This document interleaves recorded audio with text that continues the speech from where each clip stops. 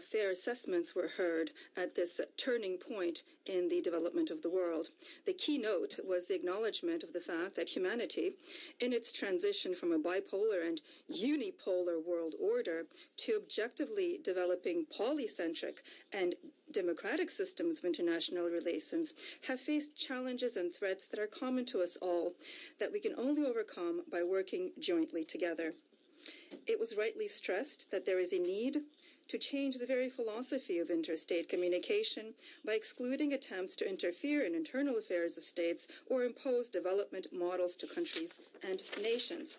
Unfortunately, the ideas of mentoring, supremacy, exclusiveness, realization of one's own interest by any means, which have been deeply rooted in the minds of political elites of a number of Western countries, to the detriment of our efforts to promote equitable cooperation. The outcome of arrogant attitudes and feelings of infallibility in pushing forward unilateral and reckless solutions, we see this in the bleeding Middle East and North Africa. As a result, the foundations of world stability are being destroyed.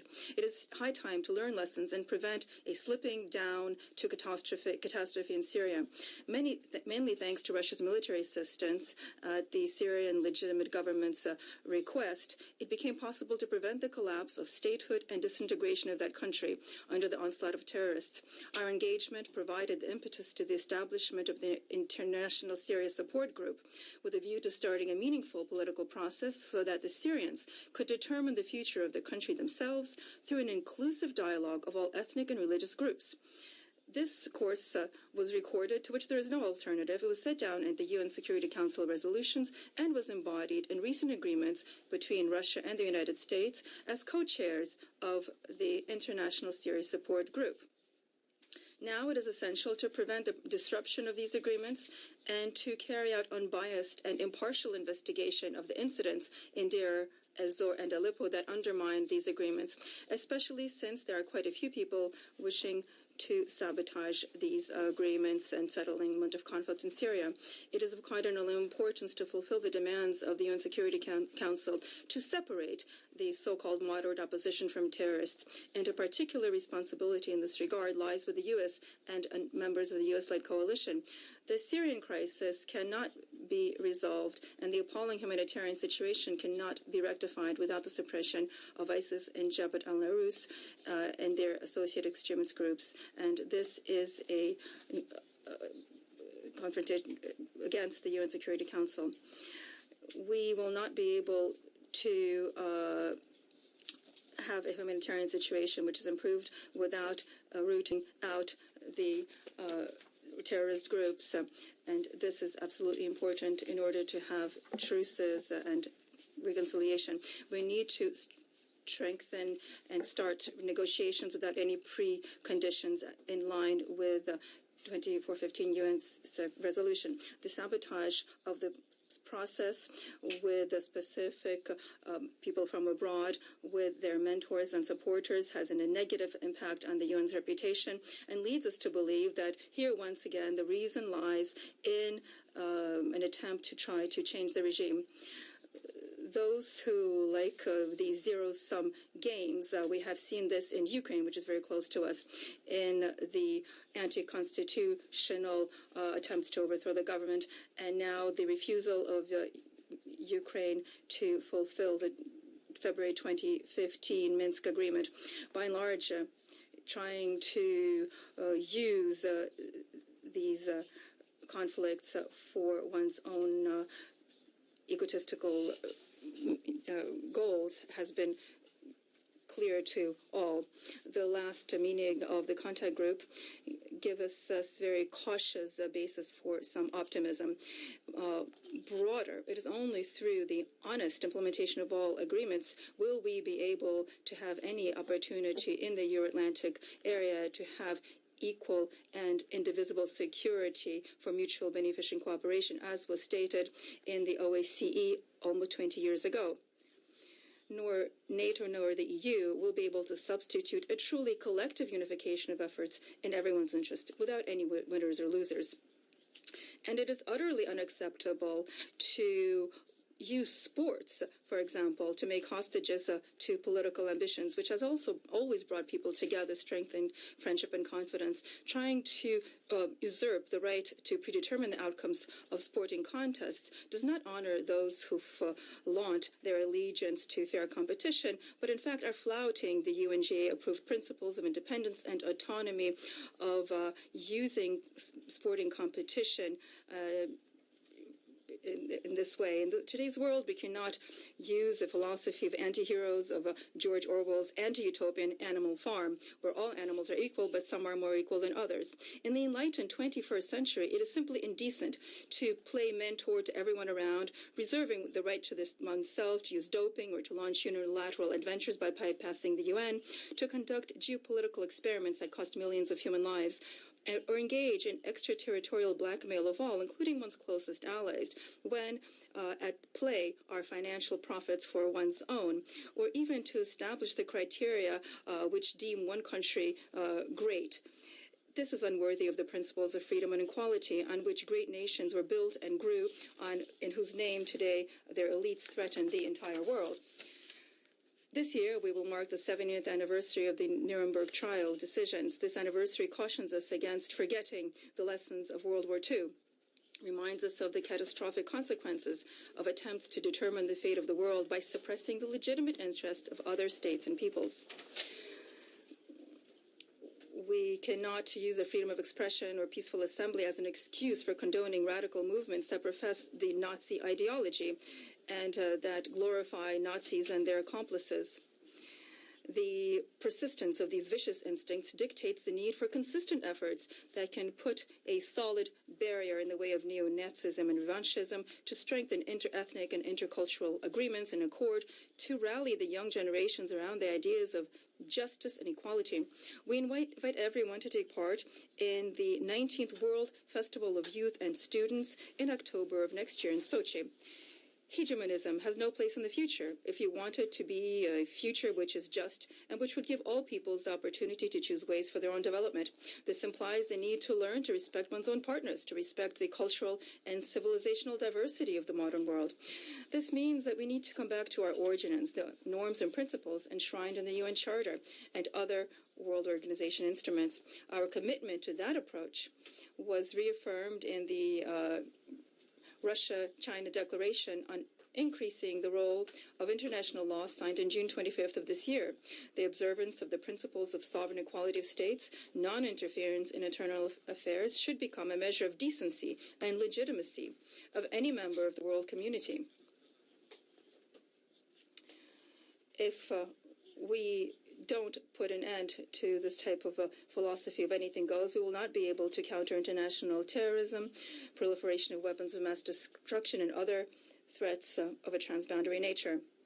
In fighting terrorism, we cannot use double standards. Here, we need true universal pooling of our interest in order to put together a broad counter-terrorism front, as was proposed by President Putin from this stage a year ago. The tragedy of Iraq, Libya, Yemen, Syria have proven the need to stop opportunistic attempts to use extremists for advancing geopolitical intentions. Before it is too late, we need to think about preventing the proliferation of terrorist and extremist ideology, which literally holds youth hostage in many different regions of the world.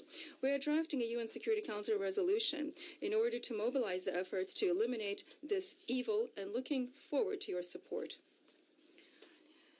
Besides rooting out radicalism, we could also look at settling of the Israeli-Palestinian conflict. We need to get it out of the stalemate, which we are focusing on at a meeting from the 1st of July of this year, and we're looking forward to the implementation of the recommendations. We're also very worried about the non-proliferation and arms control. It's very important to support strategic stability in all of its components, and some are trying to replace this populist slogans of nuclear zero, so-called. and we see that many countries that have nuclear arsenals are not taking part in these agreements. We're also putting to the test of the non-proliferation treaty. It's put to a serious test.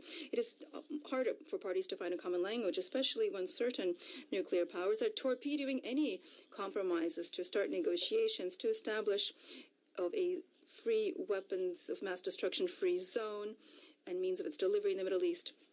Russia has consistently supported the liberation of humanity from the threat of nuclear weapons and other types of WMD. However, the advancement towards nuclear disarmament must be made with the full consideration of the whole set of factors that affect strategic stability, including the creation of unilateral missile defense systems,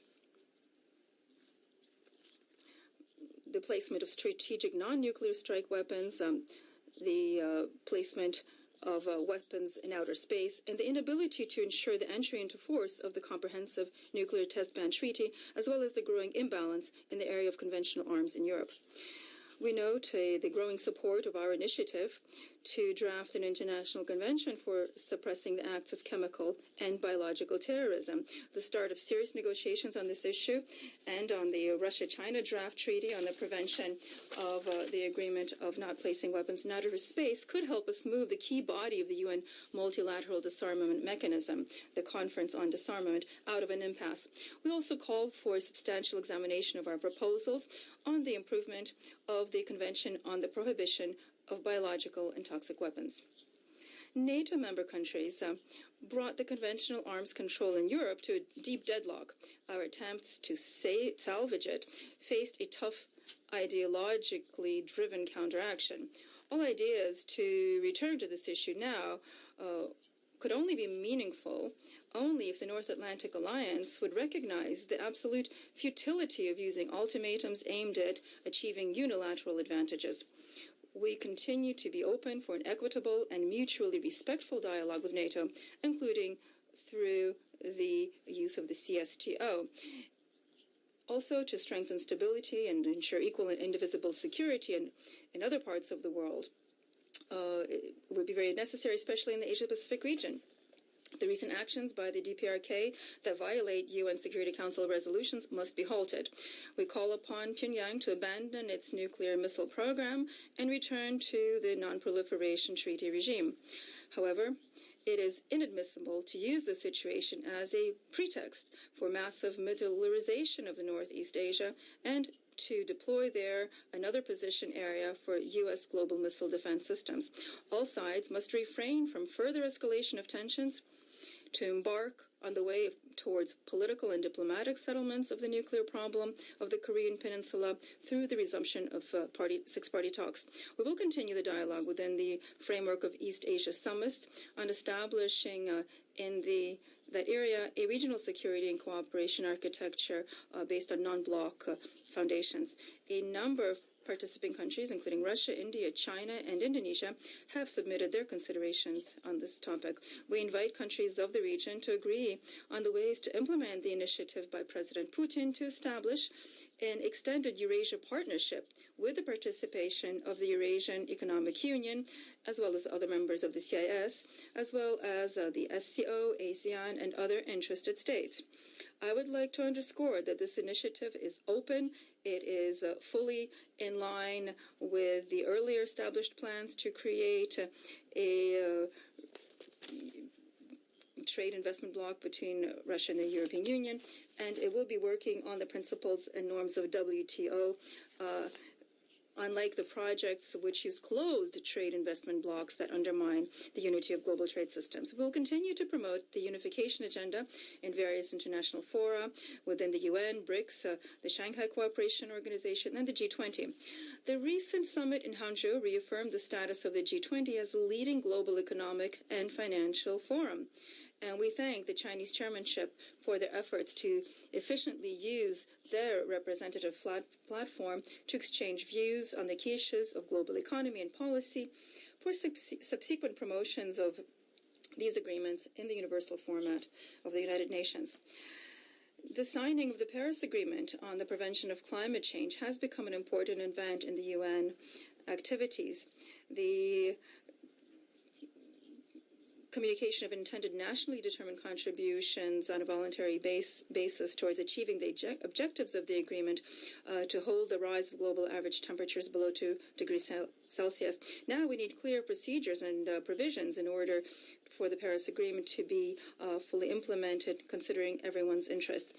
Now, in this context, it is also important of the Article 6 provision of the emission of greenhouse gases. Now, in this final analysis, this would be of crucial importance to prevent the violations of competitive environments and transfer the polluting industries or dirty production from one country to another, which hampers the achievement of sustainable development goals. The UN was established to save succeeding generations from the scourge of war and develop equitable international cooperation. Today, this covers all areas of international life and human communication, from political and military aspects of security and climate protection, conflict settlement, peacekeeping, ensuring human rights and freedoms, sustainable development, and fair regulation of information technology, and to fight terrorism and drug trafficking, to combating corruption, from eradication of infectious diseases to upholding social responsibility of businesses, and to foster scientific and technological progress. And of course, the UN must promote the dialogues of civilizations to support pluralism, cultures, and traditions, to be catalyst for progress in science and arts. In essence, we are talking about preserving humanity in all of its riches and diversity. And this is the goal that should constitute the basis for our collective efforts and become an imperative for global development and an incentive for improving global governance and the true democratization of international relations. I would like to express our gratitude to His Excellency Ban Ki-moon, who has made enormous efforts at his post of Secretary General of the UN to renew the United Nations with regard to the time constraints. We believe that the new Secretary General will make it also a very valuable contribution. Thank you for your attention.